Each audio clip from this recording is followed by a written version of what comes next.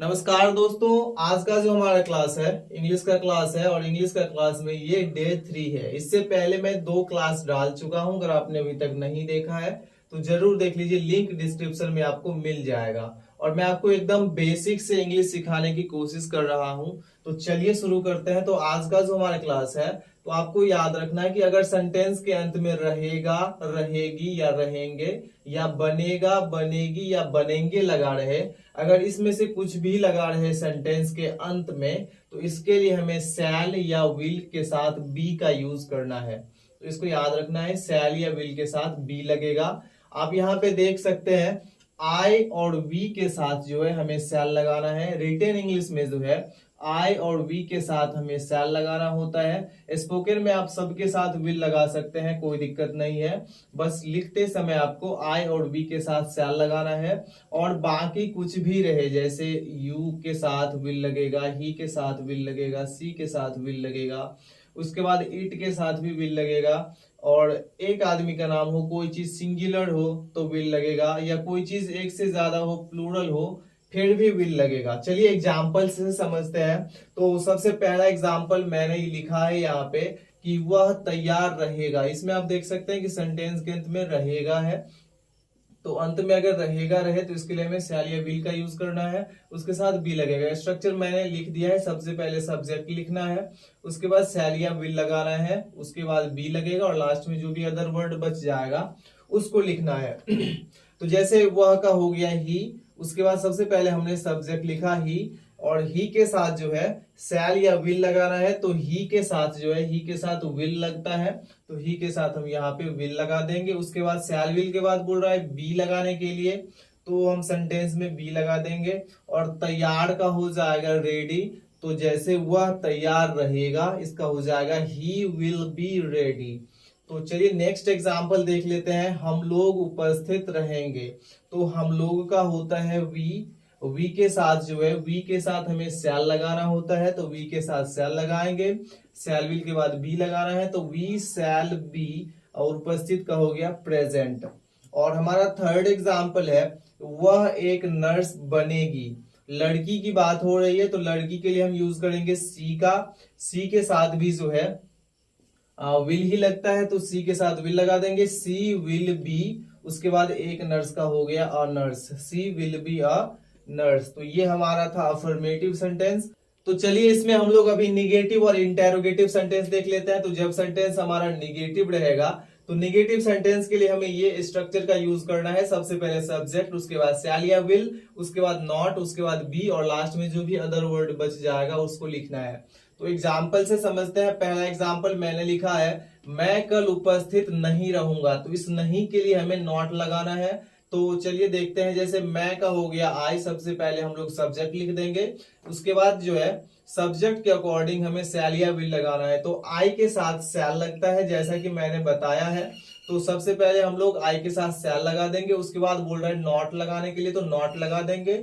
उसके बाद बी लगाने के लिए तो बी लगा देंगे। और अदर वर्ड हमारा है उपस्थित, इसका हम लिख देंगे प्रेजेंट। और हमें इसमें जो कल का इंग्लिश भी लिखना है। जैसे मैं कल उपस्थित नहीं रहूंगा, तो आने वाला कल की बात हो रही है, तो इसके लिए हम यूज करेंगे टुमारो का। तो I shall not be present tomorrow. तो ये हमारा हो गया पहला एग्जाम्पल। दूसरा एग्जाम्पल देख लेते हैं। वह तेज नहीं होगा, तो वह का हो गया ही के साथ जो है विल लगता है। तो सबसे पहले हम लोग सब्जेक्ट के बाद शैल या विल लगा देंगे, तो ही विल।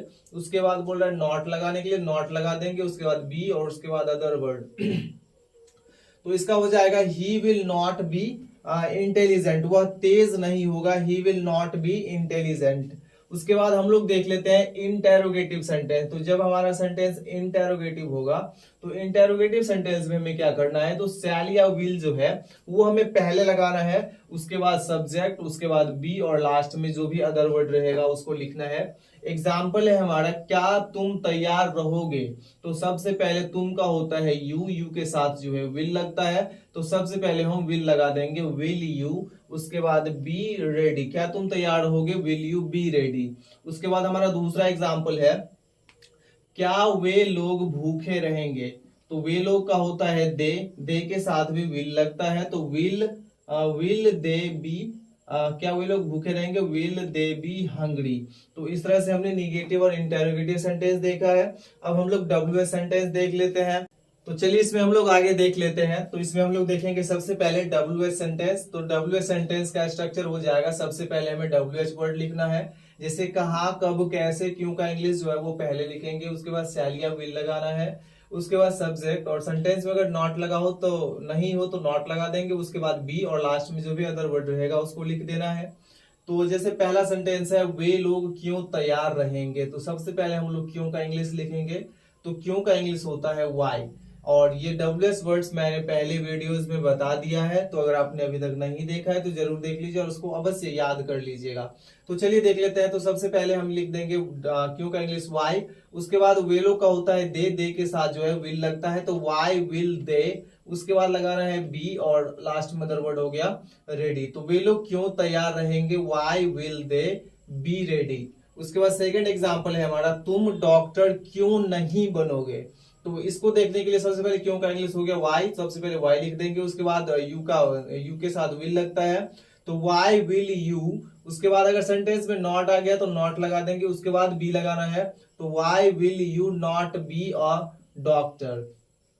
उसके बाद हमारा थर्ड एग्जाम्पल है, वह कैसे बीमार रहेगा। तो कैसे का इंग्लिश होता है हाउ, तो सबसे पहले लिखेंगे हाउ, उसके बाद वह का होता है ही के साथ विल लगता है, तो हाउ विल ही बी, उसके बाद बीमार का हो गया इल, तो वह कैसे बीमार रहेगा, how will he be ill. उसके बाद एक चीज हम लोग और इसमें देख लेते हैं कि इस तरह का सेंटेंस में अगर अवश्य लगा हो तो इसके लिए हमें क्या करना है। तो जब सेंटेंस में अवश्य लगा रहेगा तो जिसके साथ शैल लगता है उसके साथ विल लगेगा, और जिसके साथ विल लगता है उसके साथ हमें शैल का यूज करना है।